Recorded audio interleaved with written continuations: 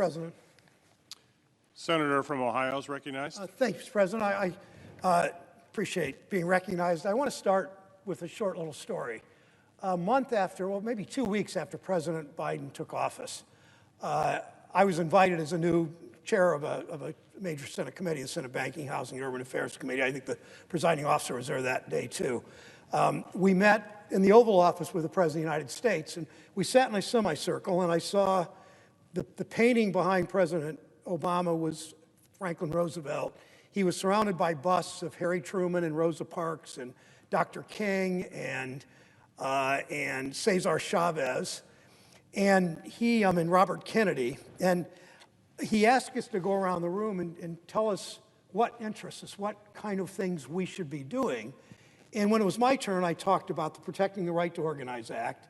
I talked about the child tax credit, which after we passed it, it was a $3,000 tax cut to 92% of the families in my state, a similar percent in the presiding officer's state of Michigan. Families with children under 18, a $3,000 tax cut, biggest in American history. I spoke about housing, and then I said at the end of my little minute and a half, I said, Mr. President, thank you for talking about unions. And he kind of smiled and said, of course.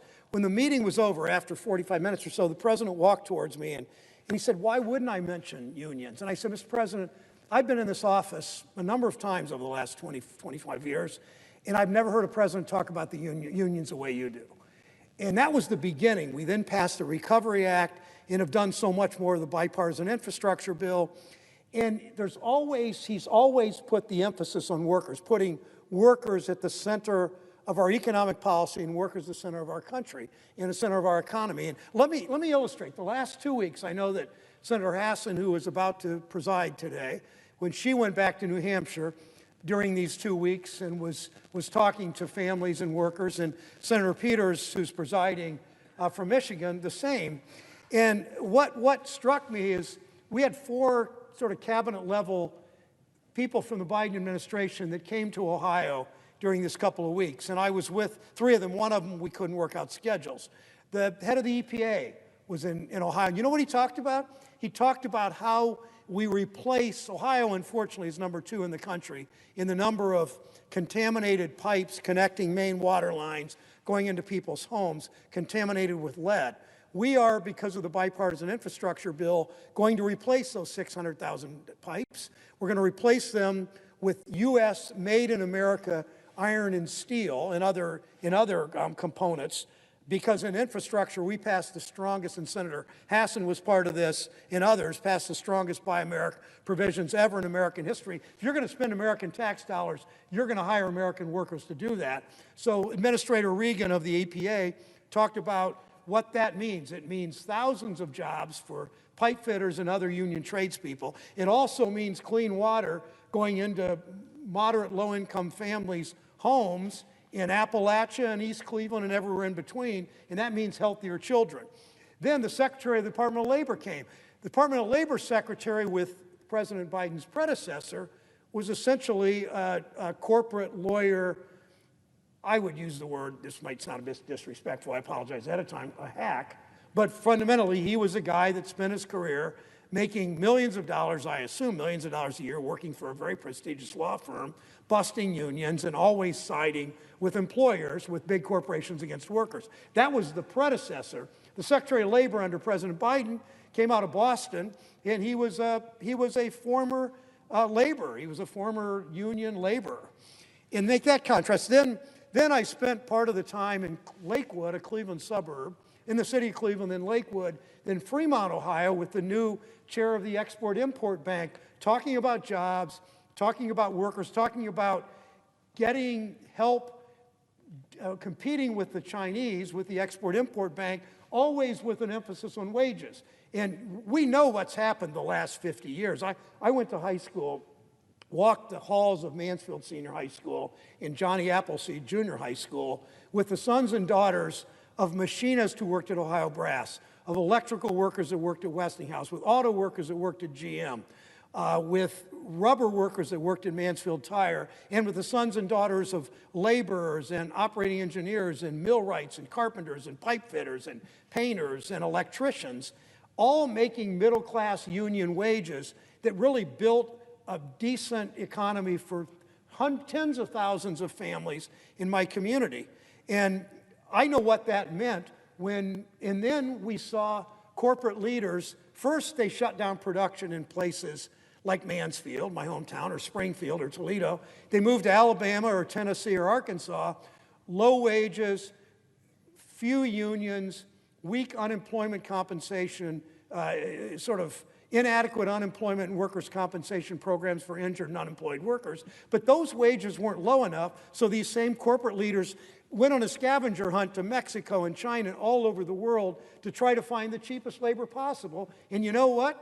Far too many presidents and far too many people in this body helped them do that.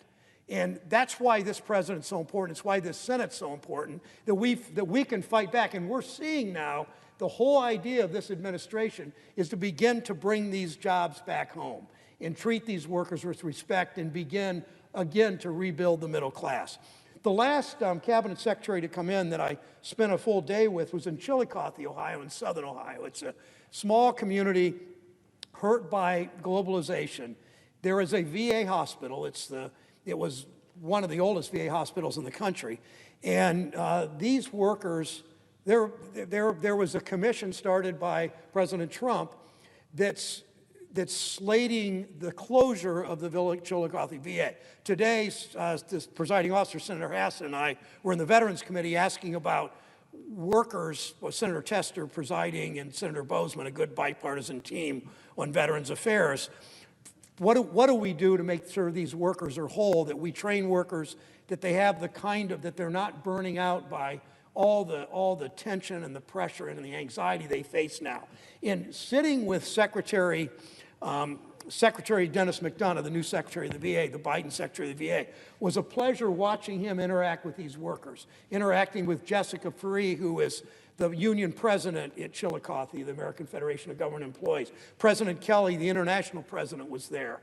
Ms. Simon, his assistant, was there, listening to these workers, listening to what do we do to train enough LPNs, licensed practitioners? What do we do to train enough nurses? What do we do to train enough physical therapists? And how do we keep this hospital open?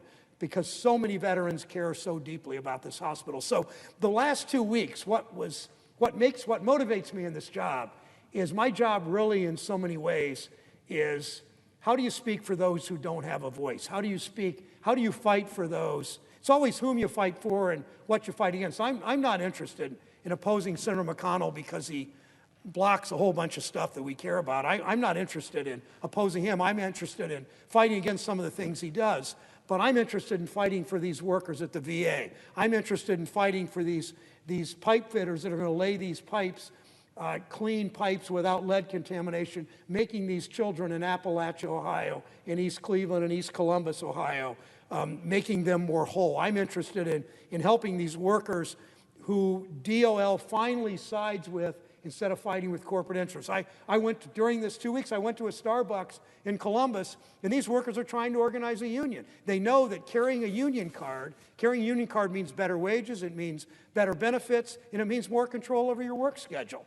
Of course, Starbucks is fighting the union, but finally we have a government on the side of them. We have a government that's helping these small businesses export more, and we have a government that's going to finally side with veterans and side with workers at VA hospitals. So the last 2 weeks and for me, it's been a celebration, as Studs Terkel said in an introduction of a book called Christ in Concrete, a book written in the late 1930s about an immigrant worker. Came out the same week as Grapes of Wrath, and interestingly, Grapes of Wrath, it was chosen over Grapes of Wrath for the Book of the Month Club, even though Grapes of Wrath had a little more staying power. But Studs Terkel talked in his introduction about celebrating the uncelebrated. And that's really what we should be doing here. You celebrate those workers. It's not the corporations, it's not the president, it's not the big shots. It's really the workers that power this economy, the workers that make the VA work, the workers that will lay those pipes, the workers who are the small business people succeeding in competing with China in countries around the world, the workers at the VA. That's what the last 2 weeks for me was about, Madam President. It's why the honor of having this job and fighting these workers gets me up every day. I yield the floor.